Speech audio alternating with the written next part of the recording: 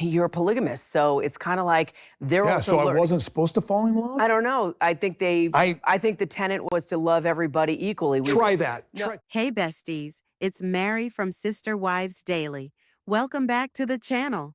The Brown family gave the impression of togetherness for years, or so's the illusion TLC labored so vigorously to sell us on. Beneath the smiling family vacations, communal meals, and so-called spiritual ties, a quiet crack was spreading, slowly infecting the core like latent mold behind decorative wallpaper. This gradual disintegration can be traced to a business enterprise that was intended to make them stronger. My Sister Wife's Closet. Why the online store was initially presented as a joint venture to empower all the wives financially, particularly necessary in light of the financial burden of polygamy, is simply not explained. Mary, Janelle, and Christine were brought in with design concepts, marketing strategies, and brainstorming sessions, and Robyn was touted as the mastermind. Kody spoke grandly of the legacy they were creating for future generations. Behind the glitzy website and grandiose promises, however, customers were kept in the dark. Orders were left unfilled, the shop fell silent, and ultimately the bubble burst. But the reality backstage was worse than anybody could have ever dreamed. Hello, everyone. Welcome back to Sister Wives Daily. Don't forget to like. Today's tale will leave you speechless. A stunning set of leaked internal memos, videos, and emails, reportedly forwarded by a departing production assistant, told a very different story. It appears Robyn covertly took total control of the company's finances early on. A peek at financial reports shows more than $220,000 was diverted into so-called business development expenses through personal credit lines and the family's shared LLC. But the kicker, no records of inventory buys, no marketing budgets, and no employee payrolls. The only discernible pattern? Big cash transfers and withdrawals straight into Robyn's personal bank accounts. The most tragic disclosure was when fans learned about how this scam affected the family's weakest members. Janelle's youngest child, Savannah Brown, was an unwitting casualty. In a shocking leaked audio recording from an unaired Flagstaff episode, Kody and Robyn were taped having a personal, unscripted conversation. Robyn walked around the bedroom, visibly upset, while Kody silently nodded as he listened. Janelle is needing help once more, Robyn snapped. She requires money for Savannah's graduation, travel, pictures, a hat, and a robe. Kody spoke softly, near embarrassment. She still thinks the family fund works as it once did. Robyn's reply turned frigid. We're rebranding the closet. We need to make that a priority. Savannah's needs are above and beyond. Janelle can pay if she chooses. Following a dramatic pause, Kody let out a sigh. Fine, remove Savannah from the budget. Fans were livid when this recording finally emerged. Savannah, who was notoriously reserved and fiercely protective of her mom, had been cut out to support a company that no longer existed.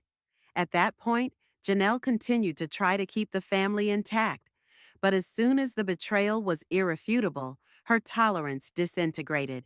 In a since-deleted Instagram Live, her voice cracked with raw emotion and rage. They said we were a family, one unit. We all sacrificed everything, but they wouldn't even assist my daughter with a few hundred. Meanwhile, Robyn was purchasing new attire and vacationing on their money. As additional fiscal discrepancies were revealed, the other wives started sharing stories.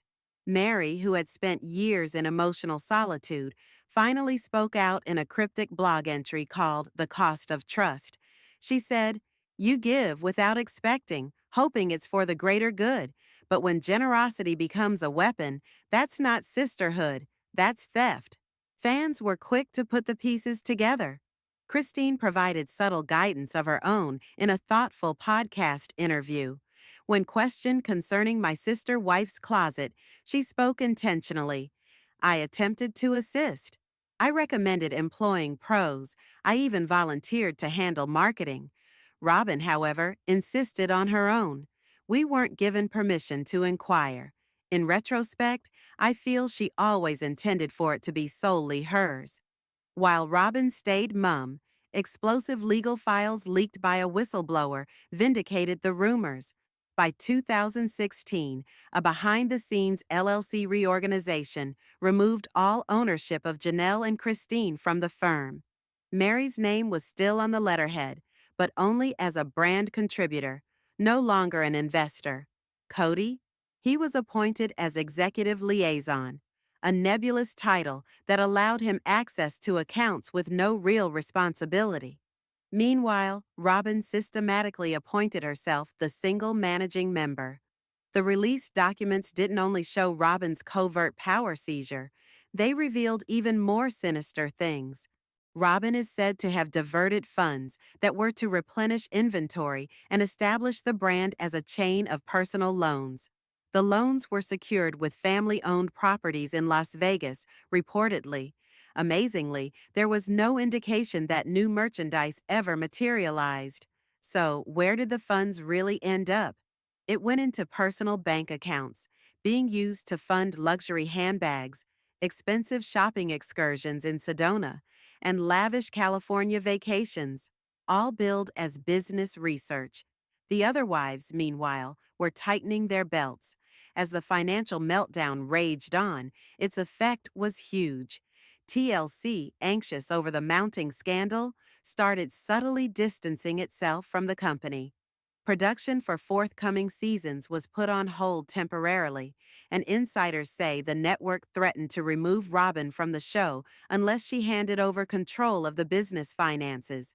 Janelle, heartsick and disillusioned, relocated to Utah to be close to Christine after leaving behind her rental house in Flagstaff. Mary proclaimed her independence, removing her retreat property from the Brown Family LLC. Christine posted an open Instagram story featuring Savannah wearing her graduation cap, captioned cryptically, "Some tried to stop her, others cheered her on. Can you guess which one I was?" Under mounting public pressure, Kody tried to justify the family's actions in an awkward interview. Families have to make tough decisions. Not everyone knows the whole story. I love all my kids equally, he persisted. But it was too late. Fans, outraged and energized, mobilized around Savannah. She went from a shy footnote to a force to be reckoned with, a symbol of strength and betrayal. Rumors indicate Janelle is planning legal recourse to recover money lost in Robyn's ill-fated business venture. Whispers also suggest that Christine and Mary could be added to the lawsuit, seeking to recoup the cash they invested in My Sister Wife's Closet, a business that never did deliver on its potential. Robyn, under intense backlash, vanished from social media. Meanwhile, TLC insiders say the upcoming season of Sister Wives may be the most explosive yet, with producers even considering airing the leaked audio and documents in a tell-all episode. For now, TLC remains silent, and fans are waiting breathlessly to see what unfolds. Amidst all of this, there was a silver lining. Savannah. Janelle said that Savannah had gained admission into a university with full scholarship assistance and donations from strangers who recognized her worth when her own relatives didn't. In an inspiring update, Janelle penned, "They tried to stop her, but Savannah, she can't be stopped." But wait, there's more. Buckle up. Fans began to ridicule Kody and Robyn as well for their odd interior decorating tastes. These days, residing in a $2.1 million Flagstaff, Arizona mansion, the pair has adorned their house with furniture so strange, it's become online legend. Yes, haters are cruel. But in the interest of fairness, not everything Kody and Robyn have designed is hated on by everyone. Taste, after all, is subjective. Perhaps they really do adore their tacky, gaudy aesthetic, and that's what counts most. In their old Flagstaff home, which they put on the market for $1.9 million, There was a bedroom that resembled something out of a cheap Las Vegas hotel room rather than a family bedroom. Picture this: a colossal silver headboard accompanied by a plum-colored area rug. It emitted the same flashy atmosphere as the Excalibur Hotel in Las Vegas, renowned for resembling a plaything castle from a kid's fantasy. Some may complain the metallic surfaces and stagey decor are tacky and overdone. But perhaps, just perhaps, this fairy tale themed bedroom was their little secret hideaway. Maybe Kody and Robyn liked to play at being a king and queen in private. Who knows? One thing's for sure: their sense of taste is as melodramatic and unforeseen as the history of the family itself. And there's still so much more to learn. Kody and Robyn's relationship is anything but tame. And not only emotionally. If you had to be diplomatic about it, you might say that they think their bedroom furnishings are quirky and romantic. And to be honest, that's just okay. After all, it's easy to mock someone else's taste, but that can come off as snobbish. We can all have a little laugh at truly outlandish designs, but it's important to remember, Kody and Robyn are still human. At this point, Kody is mourning the tragic loss of his son, Garrison Brown. Under all the quirky furnishings and strange design decisions, he's a hurting dad, not a machine, not unbreakable. Even though Kody may not give a hoot what the world has to say about his kooky decorating, he's still vulnerable like the rest of us. A recent online sleuthing analyzed a virtual tour of Kody and Robyn's old house, posted when it was on the market. A Reddit conversation initiated by user Mindful Under Nugget featured all the quirky nooks of the house, making private areas a public display. Kody and Robyn's expensive spending have long been the subject of speculation among fans. These gossip stories could be truer than anyone could have believed. One of the most peculiar details? A woman figurine with eyes shut resting on a windowsill, an unsettling similarity to Robyn herself. Is it meant to represent Robyn ignoring the constant criticism and negativity? Maybe it's her silent rejection of a world that is so critical of her. Several blame her as the family homewrecker, holding her responsible for dividing the Browns. Is it, though, Robyn's fault that Kody loved her so much that he made questionable choices? Should she have been held accountable for controlling his favoritism? Perhaps not. Their house's theme is a wacky blend, a frenetic combination of Tomorrowland, Fantasyland, and all other Disneyland atmosphere distilled into a single residence. Unlike Disney, however, their designs do not have the professional magic. Picture bedrooms done in a cowboy theme, suddenly shifting to a royal castle bedroom. No surprise critics refer to it as disjointed. Another Redditor joked that Kody and Robyn's aesthetic decisions look like a 90s fever dream. It's brutal, but there's some merit to it. Most people don't decorate their houses with multiple opposing themes and scattered statement pieces, but some areas of their home feel pleasantly normal, like a warm Western-style living space with a Lone Star area rug from Walmart. The configuration is informal, with thick leather sofas, perhaps not magazine quality, but comfortable enough to watch a game or have a family dinner. The wall hangings above the space are an entire different issue. A huge square piece with crystals and seashells covering it. A crafter's nightmare come to life. While not ugly, it's definitely not classy. Its DIY feel with gems and shells hot glued on makes it appear more like a gigantic Pinterest test than high art. Their interest in Western symbols appears to be everywhere. One has a symbol in the form of a bow and arrow hung over a window. An antique, maybe, or perhaps only symbolically decorative. Surprisingly, there's great symbolism for bows and arrows across many cultures. In certain Native American societies, they symbolize balance. The bow, the feminine curve, the arrow, the masculine force. Together, they symbolize harmony, union, and romance. Whether Kody and Robyn realize it or not, This symbol fits them to a T. Their saga, as melodramatic and polarizing as it's been, has framed much of their lives and dictated the Brown family's entire path. But this love has come at a cost. Kody's dedication to Robyn has come at a steep price, not only in terms of money or familial strife, but in the strong divisions it created with his other children and wives. Others may assume that Kody wanted his 3 wives to leave him behind. Perhaps they didn't quite fit his idea of an ideal partner. Deep down, perhaps Kody had always suspected that his journey wasn't the same as theirs, and instead of repairing the cracks, he opted to break the bonds himself. Kody ended up with the woman he deems to be his ideal partner, Robyn. Robyn, though, has spoken of her fear Kody will one day undermine their relationship as well, but perhaps she's judging him too harshly. Perhaps Kody still bears guilt from past associations, this heavy emotional baggage he doesn't know how to shed. To Robyn, to Kody, she is a princess off a fairy tale book, a person that he promised to love without condition. He has never lied to her, never cheated on her, and he's never violated those promises. That sort of blind devotion does not come around often.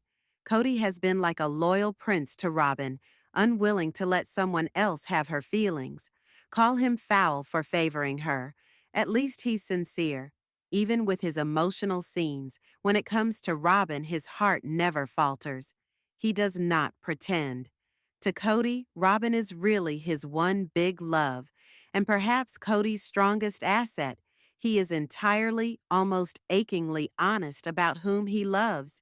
You could even say it's beautiful in its own untidy way.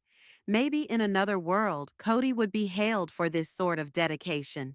In a universe filled with cheats and liars, he puts Robyn on a pedestal.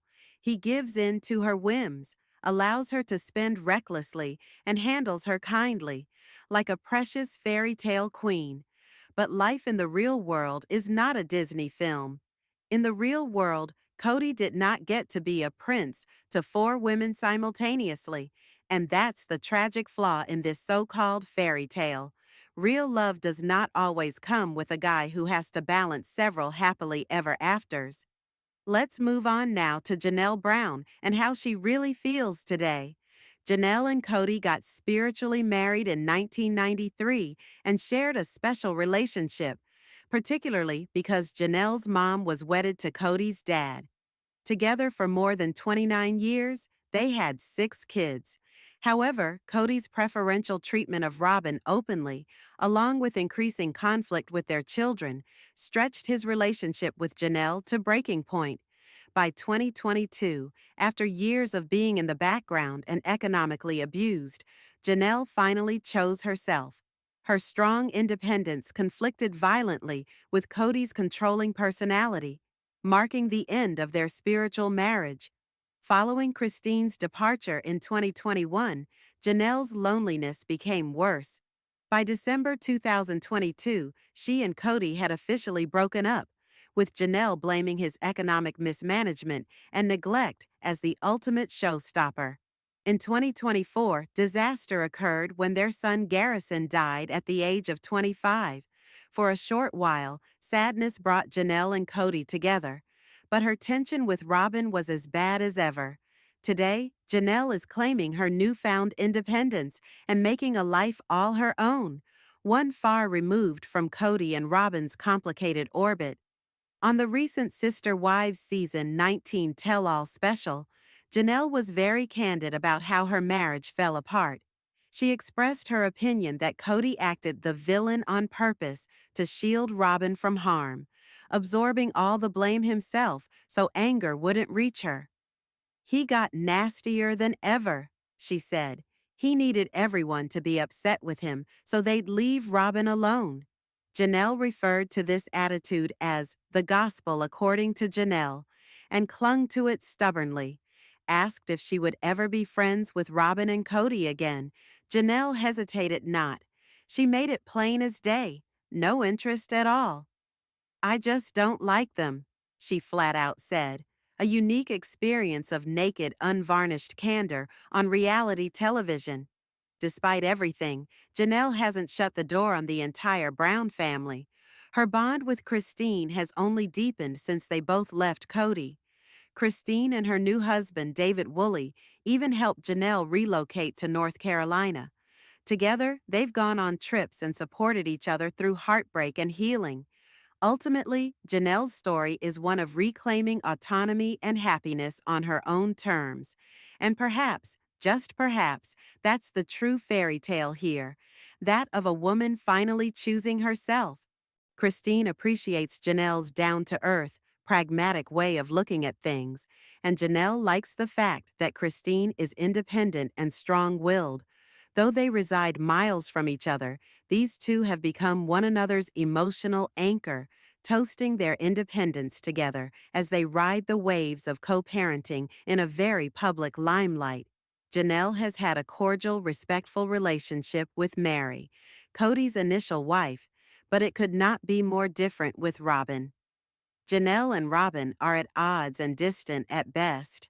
Robyn does not frequently communicate with Janelle, who left Kody in 2022 to allow herself to heal and become someone independent.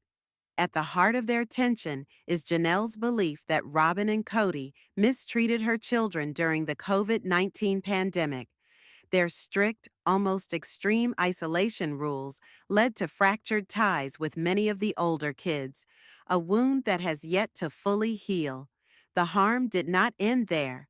Robyn's contradictory and confusing stories throughout Sister Wives Season 19 only contributed to worsening the cracks, further deteriorating the trust within the family, particularly among Kody and Janelle's and Christine's children. Rather than smoothing things out, Robyn's attempts at being a mediator tended to have the opposite effect, further deteriorating Kody's already strained relationship with his older children. Most of them felt abandoned, thinking that Robyn's kids were always given priority. Forward to 2025, and now Robyn is Kody's last remaining wife, living a monogamous life after Mary, Janelle, and Christine all left him. At the peak of his polygamous experience, Kody had 4 wives and 18 children. There was never a lack of folks around. Janelle, especially, immersed herself in polygamy even more so than sister wives before her, thoroughly enjoying the plural way of life. That's why it was so hard for her to leave. After taking a step back, Janelle was confronted with the task of creating a social life outside the Brown household. Instead of shrinking into a shell, however, she's thrived. Most recently, Janelle has been seen hanging out with her girlfriends more and more, creating a lively, positive community around herself. For her 56th birthday, Janelle took to the road with her best friends on a birthday getaway. And the photos speak for themselves. Writing on her Instagram post, she said, "When you have friends who arrive at a birthday trip ready to bring the laughs, I'm thankful for friends old and new." The photos capture Janelle and her friends grinning, wearing identical t-shirts and sponsor-branded hats, exuding pure joy. It's a sharp contrast to the past, when Janelle would have celebrated her birthday surrounded by the ubiquitous Brown family. Today, she's authoring a new chapter, one that's defined by autonomy, real connection, and the decision to choose joy over obligation. And we want to know what you think. What do you think about Janelle's story? Can you envision her story empowering other women to take back their power? Leave your thoughts in the comments below. Don't forget to like this video, subscribe to our channel, and click the bell icon so you never miss an update. Thanks so much for watching, and we'll see you in the next one.